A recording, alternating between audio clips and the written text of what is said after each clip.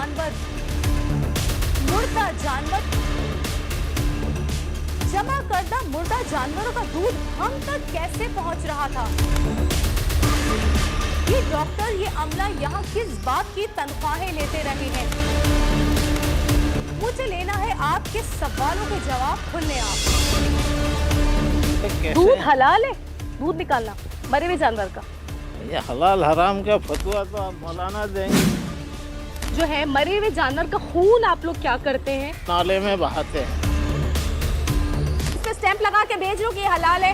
कैसे स्टैंप लगा? ये पता नहीं कितने अरसे से चल रहा है। तुम आज आई हो, इतना अरसा हो गया, डॉक्टर तो नजर ही नहीं आते। हम लोग जो नाज़रीन गोश्त खाते हैं उस पे चील कब्बे बैठते हैं, उसके बाद वो गोश्त हमारे पास आता है। जिम्मेदार बिल्कुल हैं, हम लोग हैं जिम्मेदार इसके।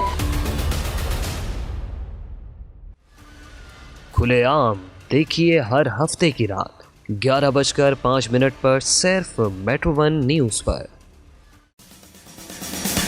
मेट्रो वन न्यूज, हर पल की खबर।